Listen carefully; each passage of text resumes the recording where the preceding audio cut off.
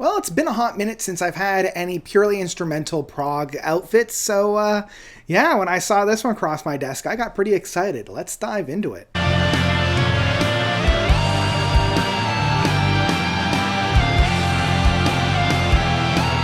Breathing Space by Hackberry. So Hackberry is a heavy prog, kind of instrumental prog, as I mentioned at the beginning, from the Netherlands, getting their start in the mid 2010s, around 2015, playing around a little bit before coming out with their first EP, I believe, in 2016 of Desert Orchid. A couple of years after that, they put out their debut self-titled album in 2018, and now we get their sophomore album, the follow-up of Breathing Space.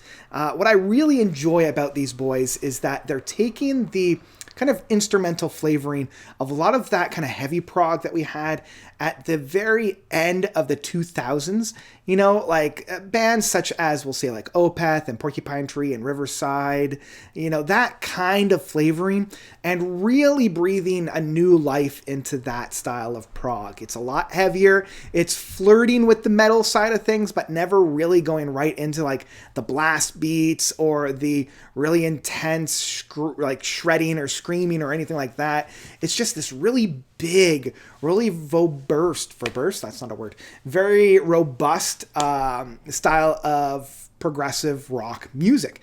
And like this really does take that progressive rock as the forefront. Like I'm also getting flavors of, say, like a Motorcycle kind of an aspect of it. And what I also really enjoy, now I haven't heard their self-titled debut album, and I probably should go back and have a listen to it. But what I love is that Breathing Space really does set a beautiful stage for a moniker for this album, because there's only 4 tracks on here, and the shortest track is 10 minutes and 21 seconds long. So each track really does go on its own audio journey within the musical space. They're introducing themes, they're paying it off, they're getting a lot of playtime on this, they're really stretching their legs and providing big breathing space. You know, they're really playing within the space itself. They're exploring the different nooks and crannies of the styles that we're getting without having any kind of preconceived notion of where the song wants to go.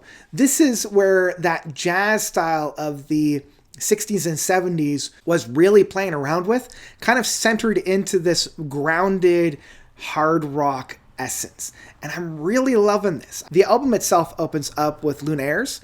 I think that's how you pronounce it. The longest track at 15 minutes and 48 seconds. And right off the get-go, I'm getting flavors of that Riverside, like ADHD styles. The track opens up with this really meaty, like baseline lick. The baseline being provided by Simon Venema is just brilliant. Like, I love the fact that, you know, he's kind of channeling that Martin Dudas from Riverside, where he's not just following whatever it is that the main guitarist is playing. He really is hammering down the main rhythm style and allowing that to be the heartbeat and the wind that's really driving the ship.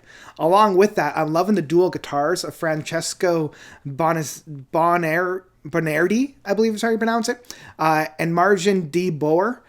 These two guys really do share the limelight with one another, trading like solos with one and another and one and the other. The keyboards of Tim Heitzkes, and I think that's how you pronounce it, he's providing both the atmosphere as well as the like overall ambiance of this track, while also providing some really licked keyboard riffs. Like, I was in awe in a number of times. And I gotta shout out Chris Boncham, I believe, on drums.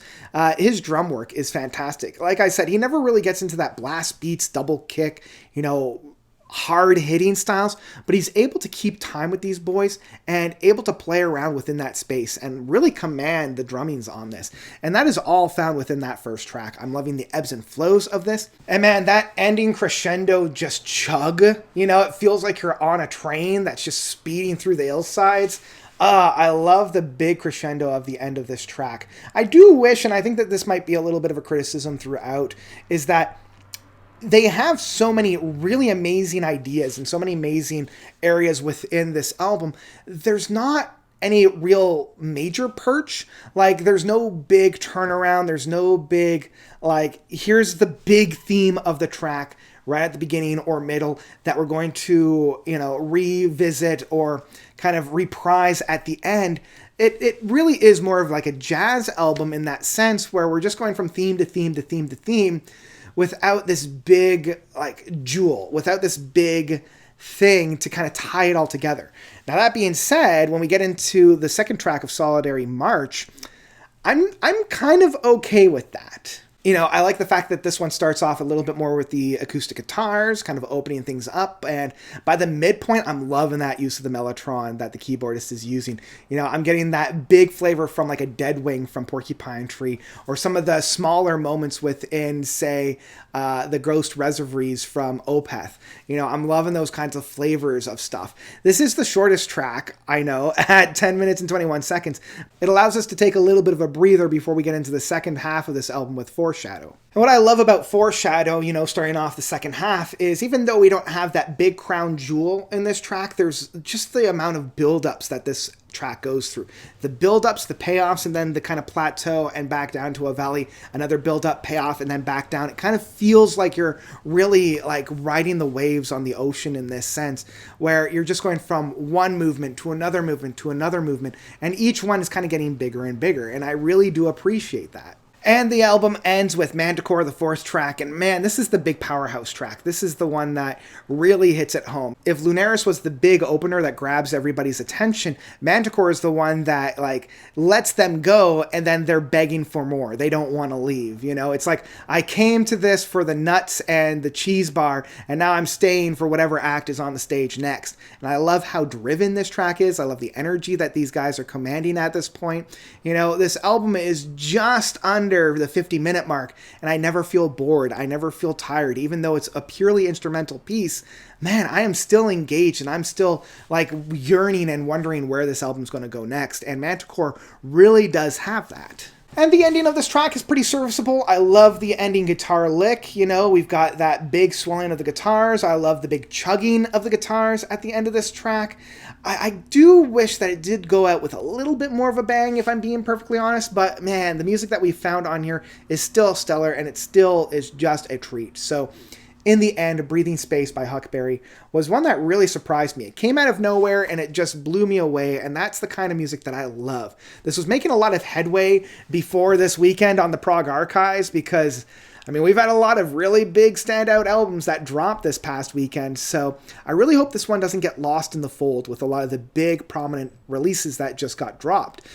Yeah, this is one that I've been having a lot of fun with. This is one that I keep coming back to, and each time I get more and more rewarded by it. I've yet to run into the diminishing returns with this album, and I hope that this album will age very well as the kind of year goes on. So yeah, it's for that reason that I'll say Breathing Space by Hackberry is one that I would absolutely pick up in physical format.